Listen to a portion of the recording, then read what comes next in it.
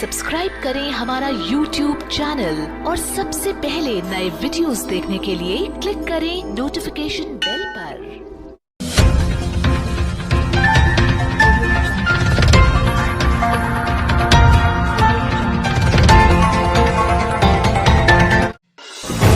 नशा करते थे महर्षि दयानंद। महर्षि दयानंद, इन्हें कौन नहीं जानता।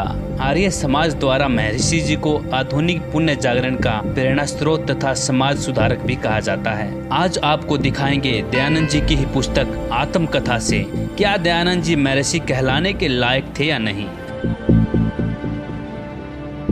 इसी पुस्तक में आपको दिखाएंगे महर्षि जी भांग पीते थे। संपूर्ण जीवन चरित्र पुस्तक से आपको ये भी दिखाएंगे कि महर्षि दयानंद जी नशे में भांग के साथ साथ हुक्का पीते थे, तंबाकू खाते थे तथा उल्लास भी सूंघा करते थे। तो महर्षि दयानंद जी लगभग सारे नशे करते थे। आखिर क्यों महर्षि जी अपने माता पिता की सेवा नहीं करना चाहते थे? तो सवाल ये उठता है, क्या ऐसा इंसान महर्षि की उपाधि देने के लायक है या नहीं? तो महर्षि दयानंद जी लगभग सारे नशे करते थे। तो क्या दयानंद आधुनिक भारत के प्रेरणा स्रोत तथा समाज सुधारक कैसे हो सकते हैं?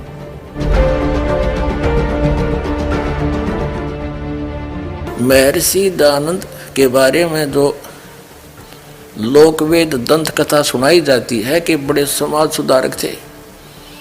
ये काहे के समाज सुधारक थे? ये स्वयं भांग पिया करता, तम्बाकू खाया करता, तम्बाकू सूंघा करता, नंगा फिरा करता और ओका पिया करता। अपने आत्माओं ऐसे व्यक्ति को ओए होए एक कौड़ी को लाल बनाकर सिर पे रख दिया, हमारे गठड़ी बांध के फिरे थे हम ठाए। अब इन सब की पालिश तार दूंगा और इनको जैसे थे वैसे दिखा दूंगा कि ये ना तो ऋषि थे ना मैं ऋषि थे, ये केवल अज्ञानी और भांग पाड़ थे। एक इसकी आत्मकथा दिखाते हैं महर्षि दयानंद की, जिसमें इसने खुद लिखा अपने कर कमलों से कि मैं भांग पीने लग गया। देखिए इससे सिद्ध हो जाएगा। यो भांग पीने पड़ा था 1856 में। देखना यह आत्मकथा महर्षि दयानंद की और इसके प्रकाशक हैं वैदिक पुस्तकालय दानद आश्रम केसरगंज अजमेर। और ये छपी कहाँ से ये भी दिखा देते हैं। प्रकाशक तो ये वही है, मुद्रक है वैदिक इंद्रालय केसरगंज अजमेर से। इसके 22 पृष्ठ पर दिखाते हैं आप। ये क्या कहते हैं आत्मकथा महर्षि दयानंद की, अपने हाथ से लिखी है इसने, बाद में छपी है। तत्पश्चात जिस वस्तु की खोज में था, भगवान की खोज में था भगवान की खोज में था और नर्मदा नदी के किनारे किनारे जंगलों में घूम रहा है। परमात्मा कोई भैंस थी या गाय थी, बाकी तो बांध रखी, उन्हें खोल लिया होगा। परमात्मा वेदों में वर्णित कर रखा है, वेद इसको कख पता ही नहीं था, अंडे धक्के खांदा, अपना जीवन नाश कर गया। और ये था पुण्यात्मा, परमात्मा के लिए भटक रहा था। इसको 13 अज्ञानी गुरु मिले जिनको कख भी पता नहीं था।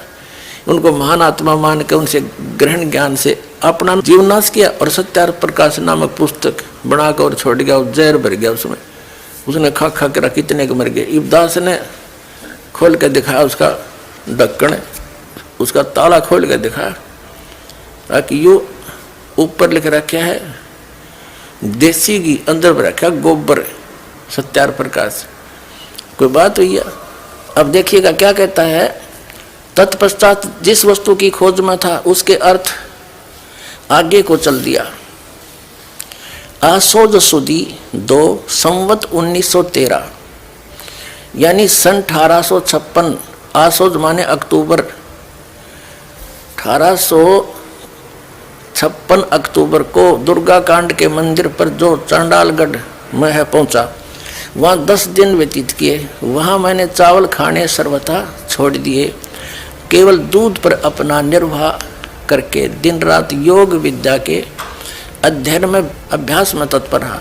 दुर्भाग्यवश मुझे एक बड़ा दोष लग गया अर्थात भांग पीने का स्वभाव हो गया। सो कई बार उसके प्रभाव से मैं सर्वथा बेसुध हो जाया करता था। और भांग पी के तू वेद पढ़ेगा, भांग पी के बेसुद्ध होगा आदमी। देखिएगा महर्षि दयानंद के चेलों द्वारा लिखी हुई पुस्तक में दिखाते हैं, तम्बाकू खाता था, तम्बाकू सूंघता था, हुक्का पिया करता था। देखिएगा महर्षि दयानंद सरस्वती का जीवन परिचय। अमर शहीद पंडित लेखराम द्वारा संकलित प्रमाणिक उर्दू भाषा का आर्य भाषा में अनुवाद। अनुवादक हैं आर्य महाउपदेशक श्री कविराज रघुनंदन निर्मल। संपादक हैं श्री पंडित हरिचंद्र विद्यालंकार। प्रकाशक हैं आर्य समाज नयाबास दिल्ली 6 स्वर्ण जयंती के उपलक्ष्य में। ये विक्रमी संवत 2028 में यानी सन 1971 में छपी थी। ये है जीवन चरित्र वही महर्षि स्वामी दयानंद सरस्वती का। सहारनपुर में प्रश्नों के उत्तर यहाँ 302 पृष्ठ पर इसके लिखा है। इस स्थान पर उर्दू संस्करण में जो इसका ओरिजिनल जीवन चरित्र है, स्वामी जी के हुक्का पीने के विषय में निम्नलिखित शब्दों में विवरण लिखा है। इन दिनों स्वामी जी हुक्का पीते थे। एक दिन भागीरथ पंडित जी ने प्रश्न किया कि यह जो तम्बाकू पीते हो इसके विषय में बताओ, अर्थात क्या वेदों में कहीं हुक्का पीना लिखा है। अब उस भागीरथ पंडित जी ने वहाँ उनसे प्रश्न किया कि आप हुक्का पीते हो और समाज सुधार का ठेका ले रहे हो, क्या वेदों में हुक्का पीना लिखा है। और महर्षि दयानंद कहता है क्या वेदों में हुक्का पीना निषेध है, कहीं दिखा मुझे। अरे वाह मेरे से अपनी बकवाद को आगे डालने के लिए फिर वेद अड़ा दिए। वेदों में कहता, वेदों में नो भी इतना लिखा मत पियो। न फिर इसका मतलब तो कोई ठेका ले रहा समाज सुधार का, आप बकवाद करे देखो। बात क्या वेद में कहीं हुक्का पीना लिखा है। स्वामी जी महाराज ने कहा वेद में कहीं निषेध है। नो का वेद में कहीं निषेध है, मना भी तो ना कर रखा, गुरुड़ गुरुड़ गुरुड़ है, और मना भी ना कर रखा। और फिर आगे देखो क्या क्या कहते हैं कि थोड़ा सा वाद विवाद हुआ, फिर महर्षि दयानंद ने हुक्का तोड़ दिया। ले तू नाराज है तो तोड़ देता हूँ। अरे सन 1877 तक तो हुक्का पीवे, 1883 में इसकी 6 साल बाद से मौत होगी। और इसे नकली का क्या पता, वहाँ तोड़ दिया आगे फिर पीने लग गया कि वो क्या कमी थी कि तय।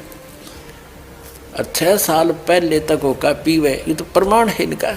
तो समाज सुधार ने खाक करा फिर 6 साल पहले तक हुक्का पाड़ना, ये तो प्रमाण है। बाकी और भी कहीं जावड़े मार ले गुडिस करके दिक्कत थी, जगह जगह के उपलब्ध थे। तो कहने का भाव ये है कि ना तो समाज सुधारक था, आप हुक्का पीवे।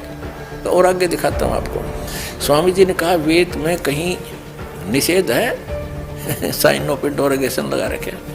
इस पर थोड़ा सा विवाद हुआ। आखिरकार उसने कहा कि तुम सन्यासी होकर हुक्का पीते हो। अब पंडित जी अच्छा इस दयानंद तो साधारण सा आदमी था कि तू सन्यासी होकर हुक्का पाड़े, क्या समाज सुधारक है। स्वामी जी ने कहा कि यदि तू हुक्के से क्रुद्ध होता है तो ले, यह कहा और उसे तोड़ डाला। मेरा था लोग गले पड़ेंगे, तेरी बदनामी करेंगे, उन्हें तोड़ दिया।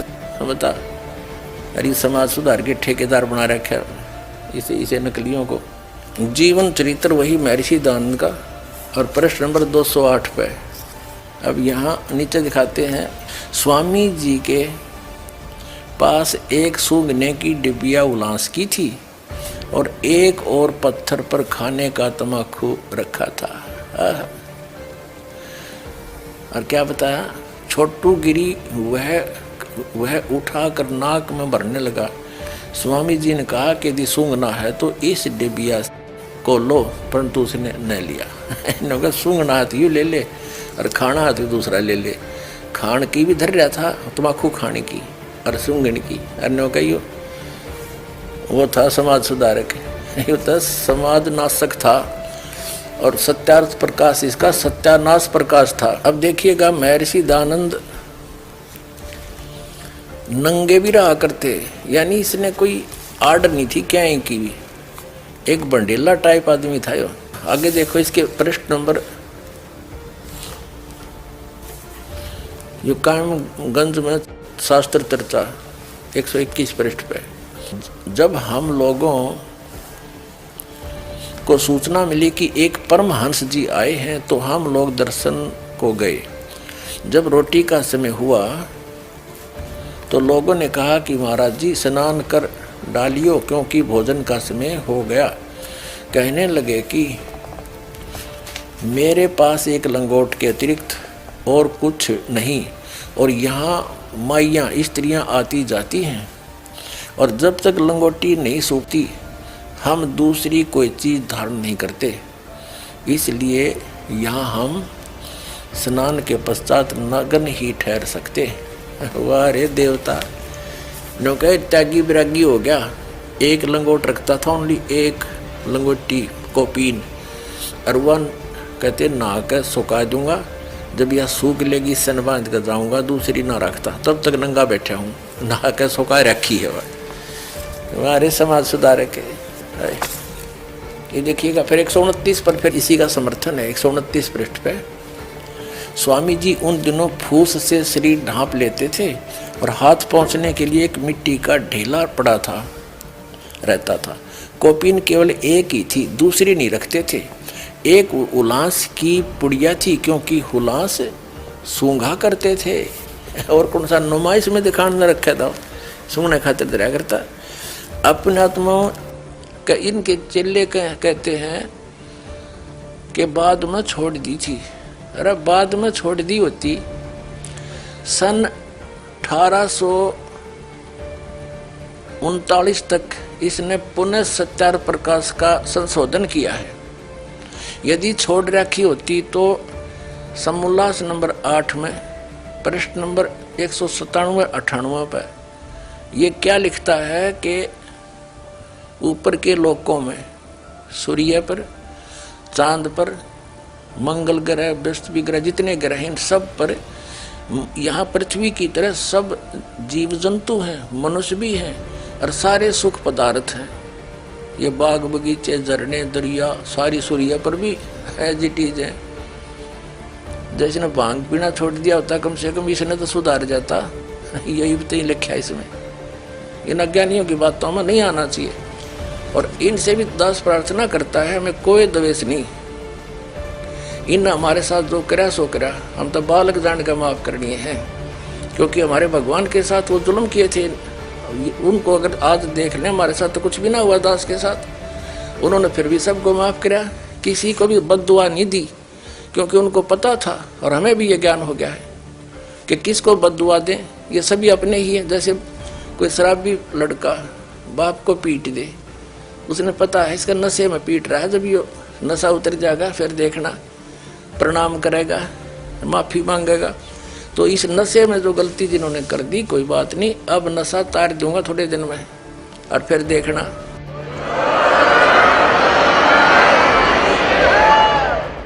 रोया करोगे चरण पकड़ के, बहुत भारी गलती करी। मेरा उद्देश्य क्या है? आपका बुरा करना नहीं है, केवल भला करना उद्देश्य है, और उसके लिए जेल के चाहे जान जाओ, ये तो करके छोड़ दूंगा, दाता का आदेश है। फाइनल फैसला कर रखा था उसने।